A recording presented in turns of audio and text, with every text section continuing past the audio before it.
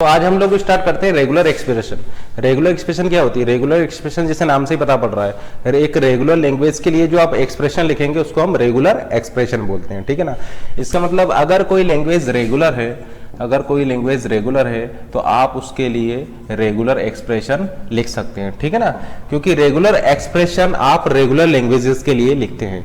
या आप ऐसा बोल सकते हैं कि अगर किसी लैंग्वेज के लिए आपने रेगुलर एक्सप्रेशन लिख दिया तो वो लैंग्वेज आपका रेगुलर हो जाएगी, ठीक है ना। तो रेगुलर लैंग्वेज के लिए आप रेगुलर एक्सप्रेशन लिख सकते हैं, या फिर किसी लैंग्वेज के लिए आपने रेगुलर एक्सप्रेशन लिख दिया तो वो लैंग्वेज रेगुलर हो जाएगी।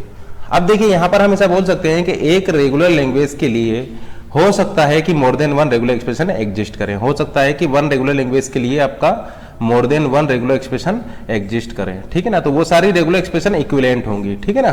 जैसे कि मान लीजिए एक रेगुलर लैंग्वेज के लिए आपकी 3 रेगुलर एक्सप्रेशन एग्जिस्ट करती है, तो ये तीनों ही रेगुलर एक्सप्रेशंस इक्विवेलेंट होंगी, ठीक है ना। तो मोर than one regular expression can be exist for same language, लेकिन एक रेगुलर एक्सप्रेशन के करस्पॉन्डिंग एक यूनिक लैंग्वेज होगी, ठीक है ना। तो इस रेगुलर एक्सप्रेशन के करस्पॉन्डिंग केवल एक ही लैंग्वेज होगी, इस रेगुलर एक्सप्रेशन के करस्पॉन्डिंग एक ही लैंग्वेज होगी, इस रेगुलर एक्सप्रेशन के करस्पॉन्डिंग एक ही लैंग्वेज होगी।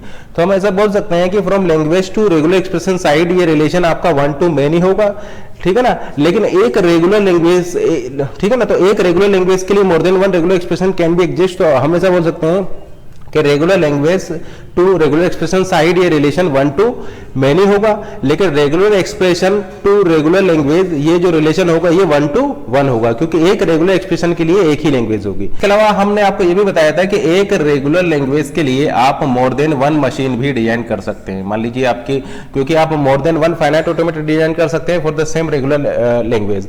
हो सकता है कि आप सेम रेगुलर लैंग्वेज के लिए more than one NFA design कर सकते हैं, ठीक है ना, या डीएफए भी डिजाइन कर सकते हैं। तो हम ऐसा बोल सकते हैं कि एक रेगुलर लैंग्वेज के लिए आप मोर than one finite automata design कर सकते हैं, ठीक है ना। तो मोर देन वन मशीन आपका एग्जिस्ट कर सकती है for the same regular language, लेकिन एक मशीन के करस्पॉन्डिंग एक यूनिक लैंग्वेज होगी, ठीक है ना। तो अगर आप एक फाइनाइट ऑटोमेटा ड्रॉ कर रहे हैं, या एक फाइनाइट या एक डीएफए ड्रॉ कर रहे हैं, या एक एनएफए ड्रॉ कर रहे हैं, तो उस डीएफए या एनएफए के करस्पॉन्डिंग एक यूनिक लैंग्वेज होगी, ठीक है ना। लेकिन ऐसा हो सकता है कि एक मशीन से मेरा क्या मतलब है, यहाँ पर मशीन से मेरा मतलब है फाइनाइट ऑटोमेटा, यानी मशीन से मेरा मतलब है यहाँ पर डीएफए, या फिर आप बोल सकते हैं एनएफए, ठीक है ना, या मीले या मूरे मशीन भी आप बोल सकते हैं। तो फाइनाइट ऑटोमेटा मशीन से मेरा मतलब है यहाँ पर फाइनाइट ऑटोमेटा। तो एक मशीन के करस्पॉन्डिंग भी आप ऐसा बोल सकते हैं कि मोर than one regular expression can be exist, more than one regular expression can be exist for the same machine, ठीक है ना।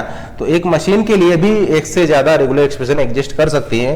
तो आगे हम एग्जांपल में देखेंगे कि सेम लैंग्वेज के लिए हम मोर देन वन रेगुलर एक्सप्रेशन लिख सकते हैं, और एक मशीन के लिए, मशीन से मेरा मतलब है डीएफए एनएफए, एक सेम डीएफए एनएफए के लिए भी हम मोर देन वन रेगुलर एक्सप्रेशन लिख सकते हैं।